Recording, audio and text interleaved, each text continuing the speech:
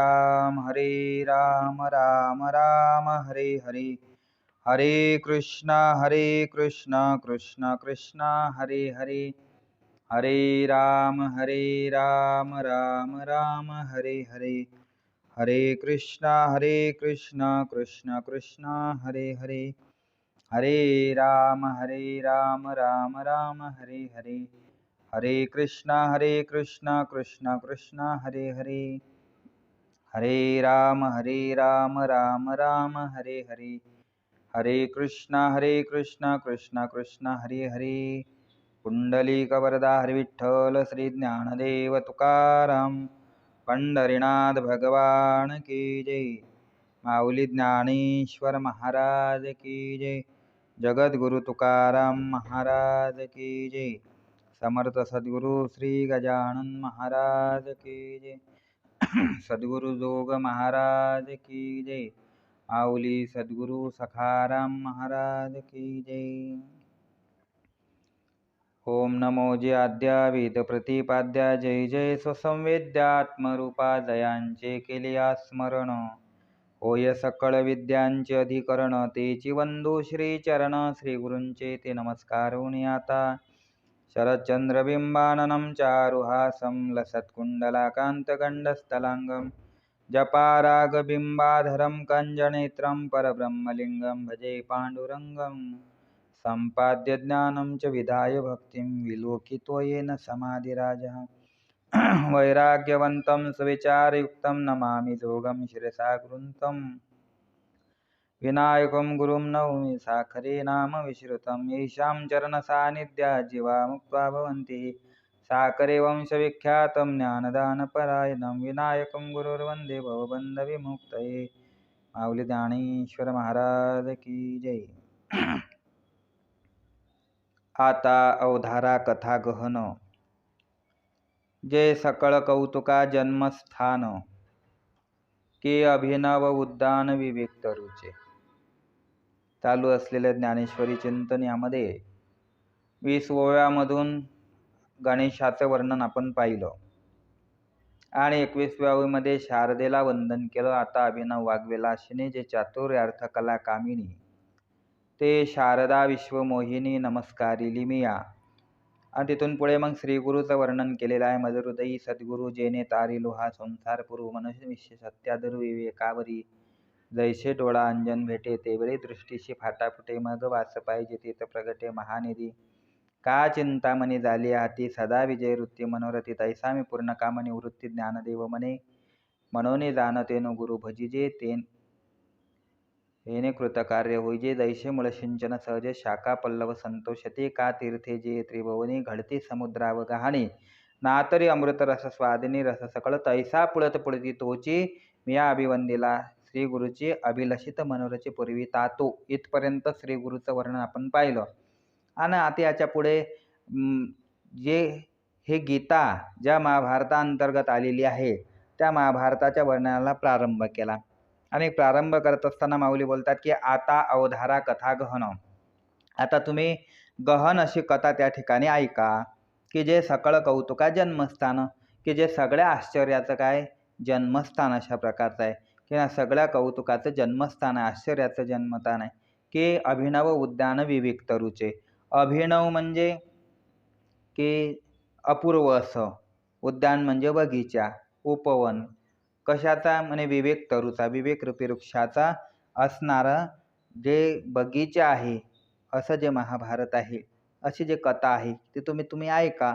म्हणून या ठिकाणी भारताला जे उपमा दिलेली आहे महाभारताला, ते अभिनव उद्यानाचे म्हणजे विवेक तरुच्या अभिनव उद्यानाची उपमा दिलेली आहे। आता या ठिकाणी हे महाभारत हा जो ग्रंथ आहे, हा महाभारताची रचना कशी झाली, म्हणजे कोणी लिहिलेला आहे ग्रंथ, तर महाभारत हे व्यासांनी आपल्या मनामध्ये याचे श्लोक निर्माण केलेले आहेत, आणि मनामध्ये श्लोक निर्माण केल्यानंतर आता याला कोणीतरी एखादा चांगला लेखक भेटला पाहिजे की ज्याच्याकडून आपल्याला हे लिहून घेता येईल। म्हणून त्या ठिकाणी कोण असा लेखक पाहावा अशा विचारात त्या ठिकाणी व्यास महर्षी असताना ब्रह्मदेवाने सांगितले की तुम्ही म्हणे गणेशाचं त्या ठिकाणी आवाहन करा, गणेशाला बोलवा, आणि गणेशाला बोलावल्यानंतर तुम्ही त्यांच्याकडून हा ग्रंथ लिहून घ्या म्हणून त्या ठिकाणी गणपतीचं आवाहन केलं. आणि गणेशाला त्या ठिकाणी बोलवून व्यासाने गणपतीला सांगितले की तुम्ही या माझ्या मनामध्ये जे काही श्लोक स्फुरलेले आहेत ते श्लोक आपल्याला इथं लिहायचे आहेत, म्हणून तुम्ही त्याचे लेखक व्हा. लेखक होऊन तुम्ही हा भारत ग्रंथ तुम्ही लिहा, असं त्या व्यासांनी गणपतीला त्या ठिकाणी म्हटलं की लेखको भारत शास्य भवत्वम गणनायक ममैव प्रोच्यमानस्य मनसा कल्पित तस्य च. माझ्या मनामध्ये जे काही श्लोक या ठिकाणी मी मनामध्ये निर्माण केलेले आहेत, कल्पिलेले आहेत, ते लिहायचे आहेत, म्हणून तुम्ही त्याचे लेखक व्हा. असं म्हटल्यानंतर गणपती बाप्पानं सांगितलं की म्हणे मी लेखक होईल, पण माझी एक अट आहे. काय अट आहे? की मला एक श्लोक झाल्यानंतर लगेच दुसरा श्लोक लिहायला द्यायचा, कारण मी थांबणार नाही. मला लगेच श्लोक मागे श्लोक जर लिहायला दिले तर मी लिहील. त्यानंतर व्यासांनी सांगितलं की म्हणे आता श्लोक मागे श्लोक द्यायचे, म्हणजे एवढ्या झटपट आपल्याला ते श्लोक स्फुरण करावे लागतील. म्हणून व्यास महर्षीने काय केलं की काही श्लोक झाल्यानंतर पुढचे काही श्लोक आठवण्याकरता म्हणून एखादा कूट श्लोक व्यास महर्षी त्या ठिकाणी लिहून म्हणजे द्यायचे. आणि गणपतीला सांगितले की जोपर्यंत एखाद्या श्लोकाचा अर्थ स्पष्ट होत नाही तोपर्यंत पुढे जायचं नाही किंवा पुढचा श्लोक लिहायचा नाही. म्हणून त्या ठिकाणी कूट एखादा असा श्लोक व्यास महर्षी लिहायला द्यायचे. आणि त्या कूट अर्थाचा म्हणजे श्लोकाचा अर्थ स्पष्ट होईपर्यंत पुढचे कितीतरी श्लोक व्यास महर्षी मनामध्ये त्या ठिकाणी कल्पून ठेवत होते, मनामध्ये परत त्याची रचना करून ठेवत होते. म्हणून त्या ठिकाणी गणपती बाप्पा लिहायला बसले आणि व्यास महर्षी अधूनमधून त्या ठिकाणी कूट श्लोक टाकायचे. म्हणून महाभारतामध्ये असे 8,800 असे कूट अर्थाचे श्लोक त्या ठिकाणी टाकलेले आहेत, रचलेले आहेत. म्हणून असे या महाभारताची रचना केली. पण असं हे महाभारत म्हणजे सामान्य नाही, तर कसं आहे आणि उद्यान विवेक तरूचे. आता विवेक तरूचं उद्यान म्हणजे बगीचा. आता बगीचा म्हटले की त्यामध्ये वेगवेगळ्या प्रकारचे काय राहतात, वृक्ष अशा प्रकारचे राहत असतात, वेगवेगळ्या प्रकारचे वृक्ष राहतात. पण हा जो बगीचा आहे या बगीच्यामध्ये कोणते वृक्ष आहे, म्हणजे विवेक तरूचे वृक्ष आहे, म्हणजे विवेकाचे झाड आहेत, विवेकरूपी वृक्ष या बगीच्यामध्ये. आता उद्यान विवेक तरूचे म्हणण्याचं कारण काय आहे की या ग्रंथामध्ये धर्म, तत्वज्ञान, नीतिशास्त्र, व्यवहारशास्त्र, राजकारण आदी सर्व शास्त्राचा विवेक याच्यामध्ये आलेला आहे. म्हणून या ठिकाणी हे अभिनव उद्यान विवेक तरूचे असं म्हणून महाभारताचं वर्णन त्या ठिकाणी केलेलं आहे. आणखी त्याचं वर्णन करतात की ना तरी सर्व सुखाची आदी जे प्रमेय महानिधी नाना नवरस सुधाब्दी परिपूर्ण हे. ना तरी सर्व सुखाची आदी, की सर्व सुखाचं काय ते जन्मस्थान आहे. महाभारत म्हणजे सर्व सुखाचे जन्मस्थान आहे.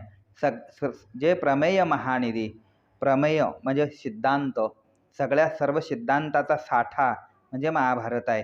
नाना नवरस शुद्धाब्दी परिपूर्ण हे. वेगवेगळ्या प्रकारचे जे काही नवरस आहे त्या नवरस अमृताचा असणारा हा सागर आहे, असं वर्णन त्या ठिकाणी केलेलं आहे. म्हणजे सर्व सुखाची आधी सगळ्या सुखाचं उत्पत्ती स्थान म्हणजे महाभारत आहे. सगळ्या सुखाचं उत्पत्ती स्थान म्हणजे की सर्व जे ऐहिक सुख असतील, पारलौकिक सुख असतील किंवा पारमार्थिक जे सुख असतील त्या सगळ्या सुखाचं मूळ म्हणजे हे महाभारत आहे. म्हणून सर्व सुखाची आदी. प्रमेय महानिधी, प्रमेय म्हणजे सिद्धांत, सिद्धांताचा किंवा तत्वज्ञानाचा महाभारत म्हणजे एक प्रकारचा काय खजिनाच आहे. म्हणून प्रमेय महानिधी. आणि नाना नवरस शुद्धाब्दी, नाना नवरस शुद्धाब्दी म्हणजे काय की नवरसरूपी अमृताचा सागर, नवरसरूपी अमृताचा सागरच आहे जणू. 9 प्रकारचे रस त्या ठिकाणी काव्याचे सांगितलेले आहे. कोणकोणते 9 रस आहे? शृंगार, वीर, करुण, अद्भुत, हास्य, भयानक, बीभत्स, रौद्र आणि शांत यांचा समावेश या महाभारतामध्ये होत असतो. शृंगार, हास्य, करुणा, वीर, रौद्र, भयानकः, बीभत्सात् भूत शांतस्य नवरस नवकाव्या रसात श्रुतः. म्हणून त्या ठिकाणी हे 9 प्रकारचे रस सांगितलेले आहे. म्हणून 9 रस या महाभारतामध्ये ओतप्रोत भरलेले आहे. म्हणून नवरस शुद्धाब्दी परिपूर्ण हे असं त्या ठिकाणी त्याचं महाभारताचं वर्णन केलं. सर्व सुखाची आदी जे प्रमेय महानिधी नाना नवरस शुद्धाब्दी परिपूर्ण हे. आणखी कसं की परमधाम प्रगट, सर्व विद्यांचे मूळपीठ, शास्त्रदाता वसवट अशेषांचे, की परमधाम प्रगट किंवा हे महाभारत म्हणजे साक्षात प्रत्यक्ष परमधाम म्हणजे प्रगट म्हणजे प्रत्यक्ष आणि परमधाम म्हणजे मोक्ष. हे महाभारत म्हणजे साक्षात मोक्षच आहे असं वर्णन केलं. आणि सर्व विद्यांचे मूळपीठ, की सगळ्या विद्या इथूनच त्या ठिकाणी जन्माला येतात. म्हणजे सगळ्या विद्यांचं उगमस्थान म्हणजे असं हे महाभारत आहे. आणि शास्त्रदाता वसवट अशेषाचे, म्हणजे समग्र जे शास्त्र आहे, सर्व जे शास्त्र आहे त्या शास्त्राच्या समुदायाचं जे आश्रयस्थान आहे ते म्हणजे महाभारत आहे. म्हणजे शास्त्रदाता वसवट अशेषाचे म्हणजे शास्त्रांचे वसवट म्हणजे वसतिगृह, की जसं वसतिगृहामध्ये वसतिगृह म्हणजे पोरांचं राहण्याचं ठिकाण, मुलांचं राहण्याचं ठिकाण म्हणजे वसतिगृह, तसं सगळ्या शास्त्राचं राहण्याचं ठिकाण वसतिगृह म्हणजे महाभारत आहे. म्हणजे सगळे शास्त्र समग्र शास्त्र याच्या ठिकाणी येऊन त्या ठिकाणी राहत असतात. म्हणून शास्त्रदाता वसवट अशेषाचे, की परमधाम प्रगट, सर्व विद्यांचे मूळपीठ, शास्त्रदाता वसवट अशेषाचे. महाभारत कथा म्हणजे प्रत्यक्ष मोक्ष, सगळ्या विद्याचं उगमस्थान, समग्र शास्त्राचा आश्रयस्थान. आता परमधाम प्रगट म्हटलं, परमधाम म्हणजे काय तर परम म्हणजे श्रेष्ठ, आणि धाम म्हणजे गृह म्हणजे घर, ग्रहप्रसाद, श्रेष्ठ ग्रहप्रसाद, किंवा यालाच असं म्हटलेलं आहे की परमधामालाच मोक्ष म्हटलं किंवा मोक्षस्थान. यालाच वेदांत शास्त्रामध्ये मोक्षालाच परमधाम असं म्हटलेलं आहे. यद्गत्वा निवर्तन्ते तद्धाम परमं मम. म्हणून त्या ठिकाणी परमधाम म्हणजे मोक्ष असं वर्णन केलं. म्हणून मोक्ष हे प्रगट असं परमधाम मोक्ष रूपानं असणारं हे प्रगट परधाम म्हणजे महाभारत आहे असं महाभारताचं वर्णन केलं. नातरी सकळ धर्माचे माहेर, सज्जनाचे जिव्हार, लावण्य रत्न भांडार शारदेचे. नातरी सकळ धर्माचे माहेर, की ही कथा महाभारताची जी कथा आहे म्हणजे महाभारत आहे हे सामान्य नाही तर सकळ धर्माचं माहेर आहे. म्हणजे सगळ्या ही कथा सर्व धर्माचं किंवा धर्माचार्याचं माहेरघर आहे, म्हणजे उत्पत्ती स्थान आहे. आणि सज्जनाचं जिव्हार आहे म्हणजे सज्जनाचा जीव की प्राण आहे. आणि लावण्य रत्न भंडार शारदेचे, म्हणजे शारदेचं त्या ठिकाणी जो रत्नाचा खजिना आहे ते रत्नाचा खजिना म्हणजे हे महाभारत आहे असं वर्णन त्या ठिकाणी केलेलं आहे. आता सकळ धर्माचे माहेर, सर्व धर्माचे म्हणजे वेदयुक्त. आता धर्म म्हणजे काय, धर्म म्हणजे विधियुक्त कर्माचरणालाच धर्म त्या ठिकाणी म्हटलेलं आहे. विधियुक्त कर्माचरण करणं म्हणजेच धर्म आहेत. चोदना धर्म लक्षण असं धर्माची व्याख्या केलेली आहे. आणि धर्म दोन प्रकारचा सांगितला. कोणता, एक प्रवृत्ती लक्षण धर्म आहे आणि दुसरा निवृत्ती लक्षण धर्म आहे. अशा दोन प्रकारचे धर्म सांगितलेले आहे. आता त्यामध्ये प्रवृत्ती लक्षण धर्म आणि निवृत्ती लक्षण धर्म, त्यामध्ये प्रवृत्ती लक्षण धर्म कोणता की या प्रवृत्ती लक्षण धर्मामध्ये वर्णधर्म, आश्रमधर्म, व्यक्तिधर्म, देशकाल धर्म, जाती धर्म, राजप्रजासेवक धर्म इत्यादींचा समावेश याच्यामध्ये होत असतो. हे जे प्रवृत्ती लक्षण रूप धर्म असतात यामध्ये एकाचा धर्म दुसऱ्याला आचरता येत नाही. ज्याचा धर्म त्यानंच आचरायचा असतो प्रवृत्ती लक्षण धर्मामध्ये. तसा राजाचा धर्म राजाच आचरू शकतो, प्रजा आचरू शकत नाही. म्हणजे प्रजेचा धर्म वेगळा आहे, राजाचा धर्म, पित्याचा धर्म वेगळा आहे, पुत्राचा धर्म वेगळा आहे. प्रवृत्ती लक्षण धर्मामध्ये ज्याचा धर्म त्यानंच आचरायचा असतो, दुसरं त्या ठिकाणी तो धर्म आचरू शकत नाही. आणि त्यानंतर जो दुसरा आहे निवृत्ती लक्षण धर्म, ज्ञान वैराग्य रूप दुसरा निवृत्ती लक्षण धर्म, मात्र हा एकच आहे. प्रवृत्ती धर्माचरणाने काय होते, प्रवृत्ती धर्माचं आचरण केलं तर त्यानं इहलोकी उत्कर्ष होऊन मरणानंतर उत्तम गतीला तो प्राप्त होतो, म्हणजे उत्तमाची गती तो एक पावेल. इथं काय, उत्तम कर्म जर त्यानं केलं विधियुक्त, जोडोनिया धन उत्तम व्यवहारी, विधियुक्त कर्म करणं आहे. आणि उत्तम भोगेल जीव खाणी म्हणजे पुढे त्याला उत्तम अशा जन्मामध्ये त्याला योनीमध्ये जन्म प्राप्त होतो पुढील. म्हणून त्या ठिकाणी प्रवृत्ती धर्मानं काय होते की इहलोकी उत्कर्ष होऊन मरणानंतर उत्तम गती म्हणजे उत्तम जन्म त्याला प्राप्त होतो. आणि निवृत्ती धर्माचं जर आचरण केलं तर काय होते, निवृत्ती धर्माच्या आचरणाने साक्षात त्या ठिकाणी मोक्षाची प्राप्ती होते. म्हणून त्या ठिकाणी निवृत्ती लक्षणरूप धर्म साक्षात मोक्ष प्राप्त करून देणार आहे. म्हणून त्या ठिकाणी महाभारतात या सर्व धर्माचा विचार आलेला आहे. म्हणून त्या ठिकाणी सकळ धर्माचे माहेर असं म्हटलेलं आहे. सकळ धर्माचे माहेर सज्जनाचे जिव्हार. सज्जनाचं जिव्हार, जिव्हार म्हणजे जीवित प्राण किंवा सज्जनांचा आधार असं म्हटलेलं आहे.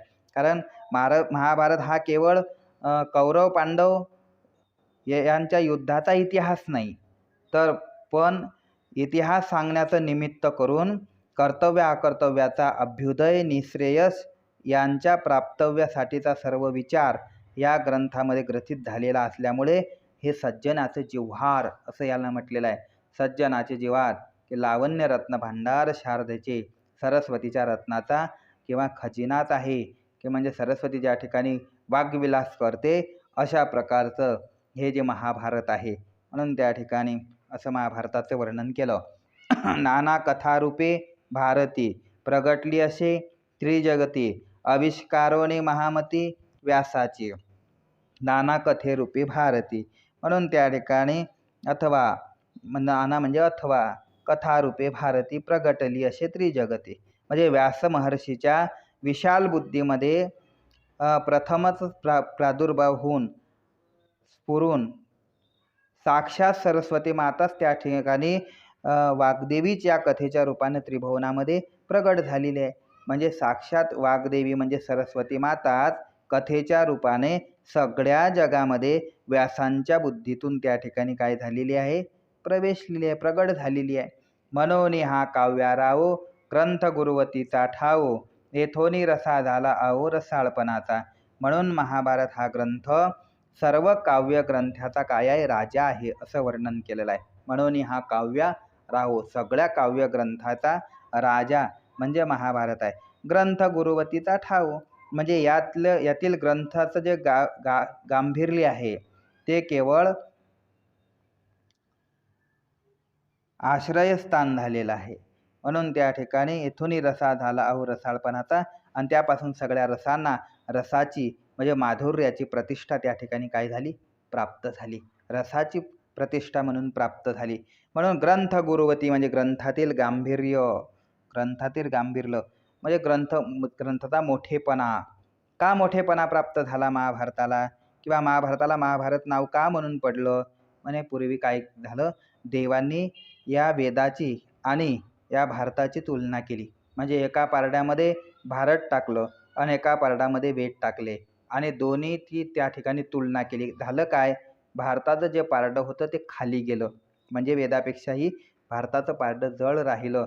म्हणून त्या ठिकाणी सगळ्या वेदापेक्षा श्रेष्ठ असं भारत, म्हणून त्याला महाभारत असं नाव पडलं. म्हणून असा मोठेपणा यामध्ये या महाभारताला प्राप्त झालेला आहे. म्हणून हा काव्याराव ग्रंथ गुरुवतीचा ठाव, येथोनी रसा झाला हो रसाळपणाचा.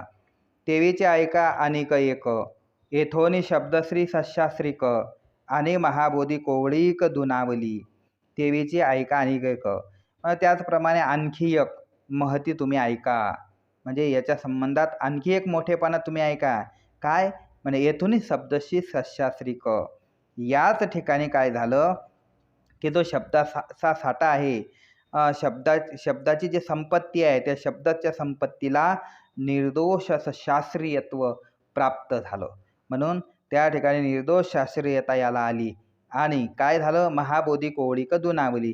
महाबोध म्हणजे ब्रह्मज्ञानातील अथवा ब्रह्मज्ञानाच्या विवेचनातील कोवळीक म्हणजे मृदूपणा, हृदयंगमता त्या ठिकाणी वाढली. दुनावली म्हणजे वाढली. म्हणून त्या ठिकाणी असं या महाभारताचं वर्णन त्या ठिकाणी करत आहेत. आणखी काय झालं म्हणे महाभारतामध्ये, चातुर्य शहाणे झाले, प्रमेय रुची चाले, आणि सौभाग्य पोखले सुखाचे एक. म्हणून या ठिकाणी चातुर्य शहाणे झाले. महाभारतामुळे झालं काय की चातुर्याला शहाणपण आलं, चातुर्य शहाणं झालं, चातुर्याला चातुर्यता आली, शहाणपण आलं. प्रमेय रुची झाले, प्रमेय म्हणजे सिद्धांत. तसं पाहिलं तर सिद्धांत गोळच असतात, गोळच असणारे सिद्धांत, पण तेही रुचीला आले, म्हणजे त्यांनाही गोळत्व रुचित्व प्राप्त झालं, माधुर्य प्राप्त झालं, गोळपणा आला. आणि सौभाग्य पोखले सुखाचे येतं. काय झालं की सुखाचं सौभाग्य त्या ठिकाणी वृद्धिंगत झालं, सुखाला सौभाग्य प्राप्त झालं, वाढलं सुखाचं सौभाग्य. असं वर्णन या ठिकाणी केलं. माधुरी मधुरता, शृंगारी सुरेखता, रोडपणा उच्चता दिशे भले. काय झालं म्हणे माधुरी मधुरता, मध्ये मधुरपणालाच काय झाला, मधुरपणा प्राप्त झाला. माधुर्यालाच त्या ठिकाणी मधुरपणा प्राप्त झाला. शृंगारालाच त्या ठिकाणी रेखीवपणा आला, सुरेखपणा आला. शृंगारी सुरेखपणा, रूढपणा उचिता दिशे भले. जे योग्य वस्तू आहे त्या योग्य वस्तूंना त्या ठिकाणी प्रतिष्ठा प्राप्त झाली. रूढपणा आला, मोठेपणा, प्रतिष्ठा त्याला प्राप्त झाली. म्हणून असे प्रतिष्ठेनं ते दिसू लागले, असं वर्णन केलं. येत कळाविदपणा कळा, पुण्याशी प्रतापू आगळा, म्हणून जन्मेजयाचे अवळीला दोष हरले. येत कळावितपण कळा.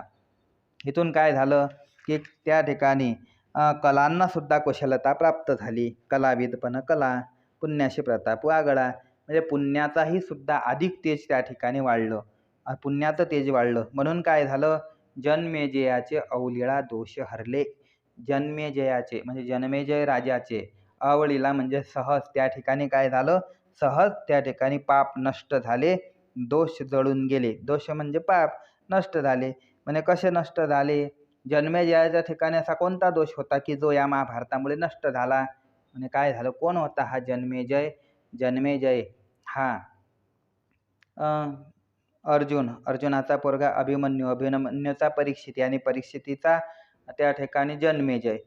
परीक्षिती त्याला तक्षकानं दंश केल्यानंतर परीक्षितीचा जो पोरगा आहे जन्मेजय, त्या जन्मेजयाला राग आला आणि जन्मेजयानं काय केलं की सर्पयज्ञ त्या ठिकाणी केला, सर्पसत्र चालू केलं आणि त्यामध्ये सगळ्या सर्पाची आहुती त्यानं टाकणं चालू केली. सगळे सर्पयज्ञामध्ये ओढणं लावले आणि तक्षकालाही त्यामध्ये ओढावं म्हणून तक्षकाची आहुती देऊ लागला. पण तक्षक काय झालं, हा इंद्राला शरण गेला आणि इंद्राला शरण गेल्यामुळे ज्यावेळेस जन्मेजयाला कळालं की आता हा तक्षक इंद्राला शरण गेला आणि त्याला तक्षकाला आणायचं कसं, म्हणून इंद्रालाच त्या ठिकाणी यज्ञामध्ये ओढणं लावलं. म्हणून यज्ञाला वळणार म्हणून काय केलं, इंद्रानं त्या ठिकाणी ब्राह्मणाचं रूप घेतलं आणि ब्राह्मणाचं रूप घेऊन इंद्र जन्मेजयाकडे आला.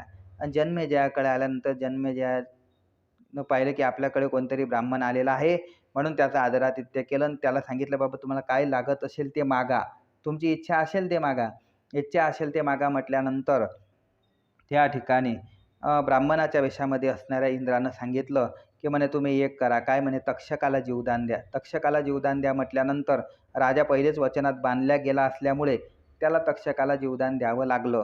बाकीचे ब्राह्मण होते त्यांनी सांगितलं की बाबा ब्राह्मणाचं तू एक तर मागा म्हटल्यानंतर त्यानं मागितलं, आता तू दिलं पाहिजेत म्हणून त्या ठिकाणी वचनात तू बांधला गेला असं ब्राह्मणांनी त्याचा पाठपुरावा केल्यामुळे त्याने तर तक्षकाला जीवदान दिलं. पण जन्मेजयाच्या लक्षात आलं की इंद्राकडून आपल्याला फसवल्या गेलं आणि बाकीच्या ब्राह्मणानेही त्याचा पाठपुरावा केला. म्हणून त्यानं काय केलं की त्या इंद्राच्या वेशामध्ये असणाऱ्या ब्राह्मणाला तर तिथून त्याला जे दान आवश्यक होतं ते देऊन त्याला परत पाठवलं. बाकीच्या ब्राह्मणाची बेदागिरी केली. पण नंतर त्यानं काय केलं की राज्यातले सगळे ब्राह्मण त्यानं काढून दिले. म्हणजे राज्यामध्ये त्यानं ब्राह्मण ठेवले नाही आणि सगळे ब्राह्मण काढून ठेवल्यामुळे त्याला काय झालं, ब्राह्मण दोष लागला. ब्राह्मण दोष लागला म्हणून व्यास महर्षी त्या ठिकाणी आले. व्यासाने सांगितले की बाबा हे असं बरोबर नाही आहे, आता हे तुला दोष लागलेला आहे तर हे काही बरोबर नाही, तर तू कधी वनात जाऊ नको. वनामध्ये गेला, एखादी पेटी दिसली तर ती पेटी घेऊ नको, घेतली तर कदाचित ते उघडू नको, उघडली तर त्या पेटीमध्ये एखादी जर स्त्री निघाली तर तिच्याशी विवाह करू नको. असं सांगितल्यानंतरही त्याच्या संबंधात त्या पुढे गोष्टी घडल्यात आणि त्यानं त्या स्त्रीशी विवाह केला आणि तिच्या सांगण्यावरून तिनं नरयाग केला. नरयाग केला तर त्या नरयागामध्ये हे जे ब्राह्मण होते ते नरयाग करण्याकरता आलेले होते, ते नरयाग करत होते. म्हणून काय झालं, त्या नरयागामध्ये इंद्रालाही ओळायचं म्हणून त्या ठिकाणी या जन्मेजयानं असं ठरवलं की इंद्राला ओळायचं. म्हणून इंद्र महादेवाला शरण गेला आणि महादेवानं काय केलं की आपल्या मोहिनीअसुराच्या द्वारा त्या ब्राह्मणांना त्या ठिकाणी निद्रिस्त केलं. निद्रिस्त केल्यानंतर ते सगळे ब्राह्मण निद्रिस्त झाले आणि निद्रिस्त झाल्या ब्राह्मणाला त्या ठिकाणी आपण जागं केलं पाहिजे. म्हणून काय केलं, जन्मेजयानं हातामध्ये पाणी घेतलं आणि त्या ब्राह्मणाच्या तोंडावर शिंपडायला लागला. तर ते जे काही जलसिंचन करत होता त्या पाण्यापासून शस्त्र तयार झाले ते त्या ब्राह्मणाच्या अंगावर पडले आणि ते 18 ब्राह्मण त्या ठिकाणी काय असतील ते मारल्या गेले. म्हणून ब्राह्मण मारल्याचा दोष त्याला लागला आणि पुढे त्याला कुष्ठरोग झाला. आणि कुष्ठरोग झाल्यानंतर हा जन्मेजय दोषानं युक्त झाला. आता हा व्यासांकडे गेला आणि व्यासांकडे गेल्यानंतर व्यासानं सांगितलं की बाबा तुला जर या तो दोषातून मुक्त व्हायचं असेल, या पापातून मुक्त व्हायचं असेल तर तू काय केलं पाहिजे, की महाभारताची कथा तू ऐकली पाहिजे. म्हणून त्या ठिकाणी जन्मेजयानं वैशंपायनाकडून हे महाभारताची कथा त्या ठिकाणी ऐकली. आणि महाभारताची कथा ही ऐकत असताना वैशंपायन मुनी सांगतात आणि त्या ठिकाणी जन्मेजय ऐकतो. असं ऐकत असताना एक पर्व संपलं की एक ब्राह्मण उठायचा, दुसरं पर्व संपलं की दुसरा ब्राह्मण उठायचा, तिसरं पर्व संपलं की तिसरा ब्राह्मण, असे 18 पर्वामध्ये 18 ब्राह्मण त्या ठिकाणी उठले आणि जन्मेजयाच्या ठिकाणचं जे पाप होतं ते नष्ट झालं. जन्मेजयाचे अवळीला दोष हरले. म्हणून त्या ठिकाणी त्याचंच वर्णन इथं केलेलं आहे. येत कळाविदपणा कळा पुण्याशी प्रतापू आगळा, जे जन्मेजयाचे अवळीला दोष हरले. आणि पाहता नावेक रंगे सुरंगतेचे आगळीक, कुणा सगुणपणाचे बीक बहुवसयत. आणि पाहता नावेक म्हणजे क्षणभर जर आपण त्या ठिकाणी पाहिलं तर काय, क्षणभर जर आपण विचार केला असता आपल्याला असं दिसून येते. काय दिसून येते की रंगी सुरंगतेचे आगळीक, रंगामध्येच त्या ठिकाणी म्हणजेच कथानकामधील जो काही आल्हादास सुरंगतेचं म्हणजे सात्विकतेचं आधिक्य त्या ठिकाणी आपल्याला पाहायला मिळते. आणि काय गुणासगुणपणाचे बिक बहुवसत म्हणजे सद्गुणांना त्यातील पुण्याशामुळेच चांगुलपणाचं विशेष सामर्थ्य त्या ठिकाणी प्राप्त झालं. म्हणजे सद्गुणाला पुण्य अंशामुळे त्यातील पुण्यांशामुळे काय सद्गुणाचं म्हणजे चांगल्या गुणाचं विशेषत्व सामर्थ्य त्यांना प्राप्त झालं. भानुचेनी तेजे धवळले, दैशे त्रैलोक्य दिशे उजळले, तैसे व्यासमती कवळले मिरवे विश्व. जसं भानुचेनी तेजे धवळले म्हणजे सकाळी सूर्योदय झाला की जसं सगळं विश्व म्हणजे सगळं त्रैलोक्य उजळून निघते. सूर्याचा उदय झाल्याबरोबर सगळं विश्व जसं उजळून निघते तसं व्यासमती कवळिले मिरवे विश्व. तसं व्यासांच्या मतीने बुद्धीने हे सगळं विश्वच त्या ठिकाणी व्यापून टाकलेलं आहे. म्हणून का सुक्षेत्री बीज घातले, ते आपल्या परी विस्तारले, तैसे भारती सुरवाडिले अर्त्यदात. का सुक्षेत्री बीज घातले, सुक्षेत्र म्हणजे चांगलं त्या ठिकाणी जमीन आहे, म्हणजे त्या ठिकाणी जमिनीची चांगली मशागत केलेली आहे, म्हणजे नांगरटी वखरणी असं करून त्या ठिकाणी सुसज्ज अशी जमीन झाली. सुक्षेत्र आहे चांगलं आणि सुक्षेत्र असल्यानंतर त्यामध्ये बीज घातलं की बीज घातल्यानंतर ते बीज जसं आपल्याप्रमाणे म्हणजे आपल्या परीने जसं ते विस्ताराला येते तसं भारती सुरवाडेले अर्थदात. त्याचप्रमाणे या भारत ग्रंथामध्ये अर्थदात म्हणजे चारही पुरुषार्थ असे त्या ठिकाणी विस्तार पावलेले आहे. म्हणजे अनेक विषय सुखाने त्या ठिकाणी विस्तार पावलेले आहे. म्हणजे चांगली जमीन असेल तर चांगलं त्या ठिकाणी बीज निघत असते. सुक्षेत्री आणि ओलटे बीजही पेरले गोमटे, तरी अलोट फळ भेटे परी वेळे की गा. म्हणून त्या ठिकाणी का सुक्षेत्री बीज चांगलं जर त्या ठिकाणी क्षेत्र असेल तर अशा क्षेत्रात बीज पेरलं तर ते आपल्याप्रमाणे जसं विस्तारते तसं महाभारताचं जे क्षेत्र आहे ते चांगलं आहे. आणि चांगलं असल्यामुळे त्या ठिकाणी हे जे बाकीचे अर्थदात आहेत हे सगळे त्या ठिकाणी सुरू वाढले, म्हणजे सगळे त्या ठिकाणी असे विस्तार पावले. ना तरी नगरांतरी वशिजे, तरी नागरचे होईजे, तैसे व्यासोक्ती तेजे धवळत सकळ. ना तरी नगरांतरी वशिजे म्हणजे ज्ञानेश्वर महाराज या ठिकाणी जो दृष्टांत देतात की ज्या पद्धतीनं म्हणजे नगरामध्ये राहिलं म्हणजे शहरात राहिलं की एखादा खेळातला माणूस जर शहरामध्ये गेला की त्याला सांगायचं काम नाही, तो आपोआपच त्या ठिकाणी शहाणा होऊन जातो. म्हणजे शहरात गेल्यानंतर तो नागर म्हणजे चांगला बनतो, म्हणजे असा गबाळ्यासारखा तो राहत नाही. खेड्यात कसाही जरी राहत असला तरी शहरात गेला की त्याचं राहणीमान बदलते, त्याचं बोलणं बदलते, त्याचं वागणं बदलते. म्हणजे खेड्यातल्यापेक्षा त्याचे बाहेरचे शहरातले अनुभव त्याला वेगळे येतात आणि त्यामुळे त्याचं वागणं आपोआपच बदलते, म्हणजे तो नागरी होऊन जातो. म्हणजे ना तरी नागरांतरी वशिजे, तरी नागरची होई म्हणजे नागर म्हणजे चांगला शहाणा होऊन जातो तो. म्हणून त्या ठिकाणी जसा तो शहाणा होऊन जातो तसे व्यासोक्ती तेजे धवळत सकळ. त्याचप्रमाणे व्यासांच्या वाणीच्या तेजाने सर्व वस्तुजात हे उज्ज्वल झालेलं आहे. प्रथम वैसाकाळी लावण्याचे नवाळी, प्रगटे दैसे आगळी अंगनांगे.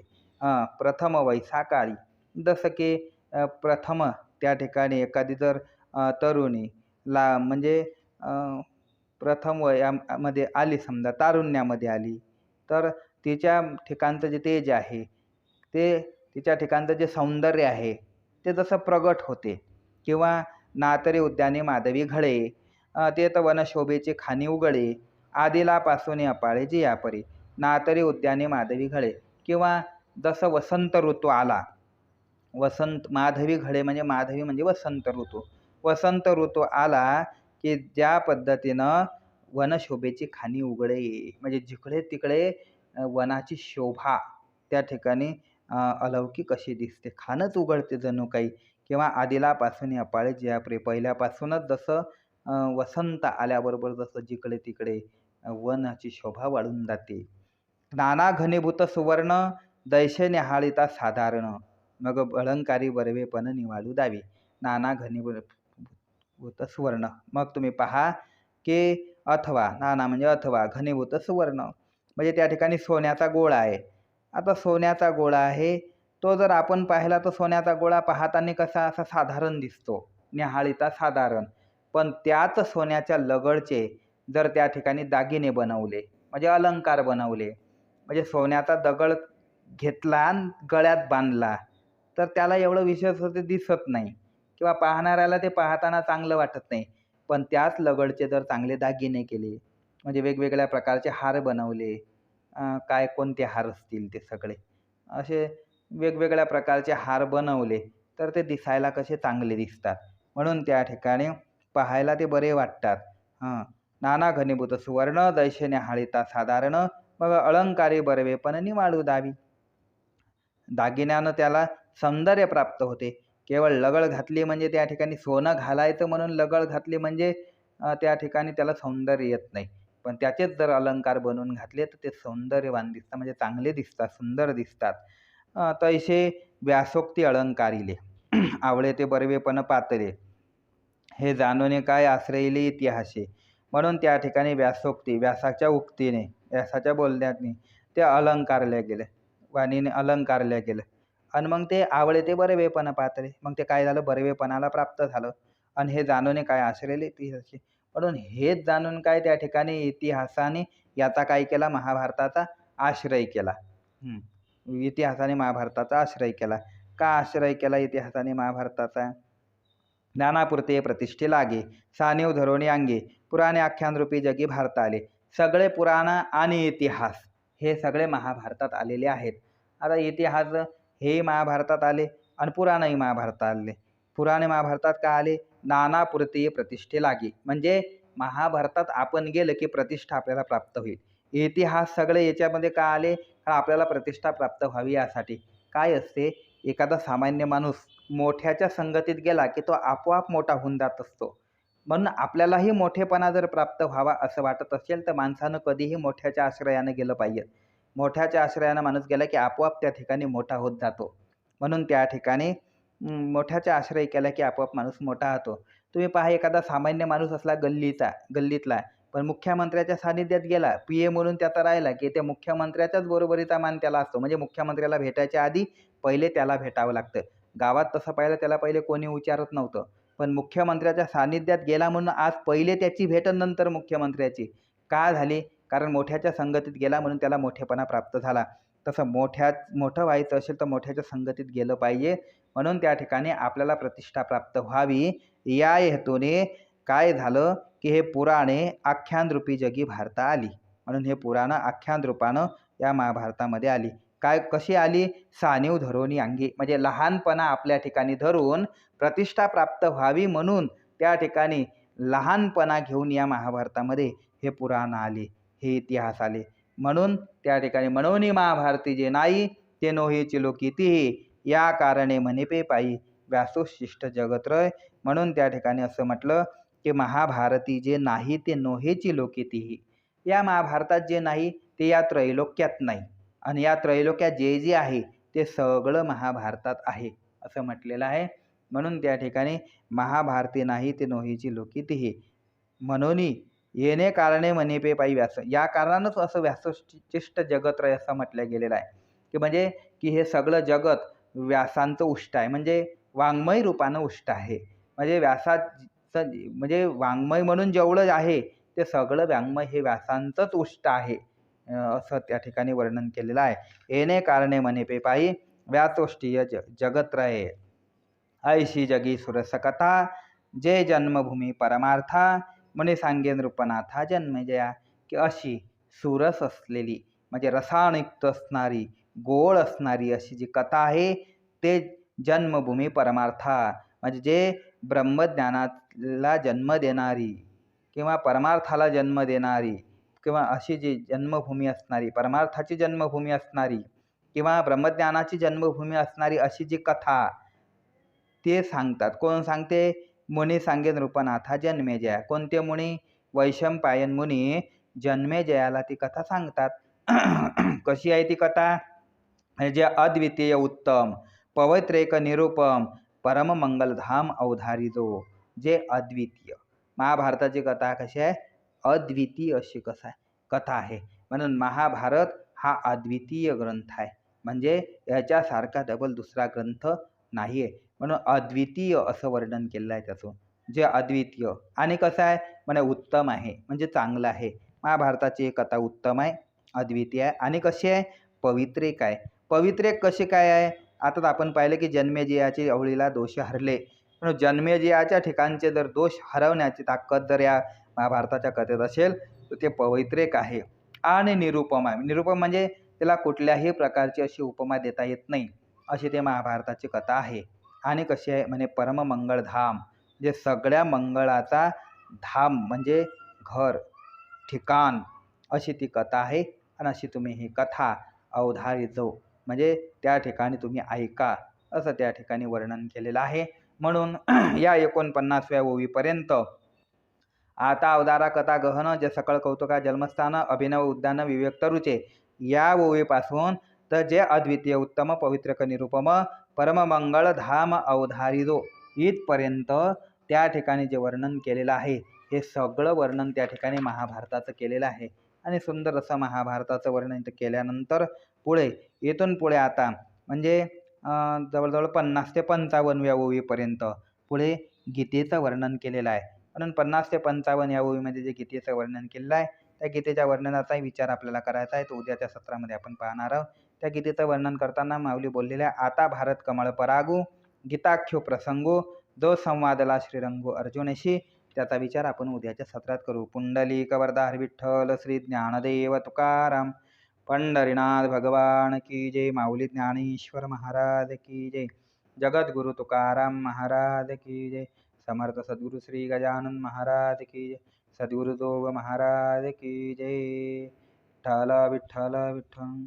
आता विश्वात्मके देवे येणे वाग्यज्ञ तोषावे तोषोने मद द्यावे पसाय दान हे जे खळांचे व्यंकटे सांडो तया सत्कर्मे रती वाढो भूता परस्परे दळो मैत्र जीवांचे दुरितांचे तिमिर दावो विश्वस्वधर्म सूर्य पावो जो जे वांछेल तो ते लाहो प्राणी दात वर्षत सकळ मंगळी ईश्वर निष्ठांचे मांड्याळी अनवर्त भूमंडळी भेट तू तया भूता सला कल्पतरूचे आरव चेतना चिंतामणीचे गाव बोलती जे अर्णव पियुषांचे चंद्रमे जे अलांछन मार्तंड जे तापहीन ते सर्वाही सदा सज्जन सोयरे उतू किंबहुना सर्व सुखी पूर्ण होणे तिने लोकी भजे जो आदि पुरखे अखंडित आणि ग्रंथोपजीवे विशेष लोकीये दृष्टादृष्ट विजय व्हा विजेत मने श्री विश्वेश्वरावो हा होईल दान पसावो येणे वरे ज्ञान देव सुखिया झाला येणे वरे ज्ञान देव सुखिया झाला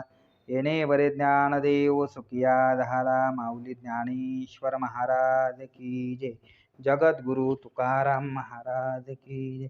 समर्थ सद्गुरु श्री गजानन महाराज की जय. माऊली सद्गुरु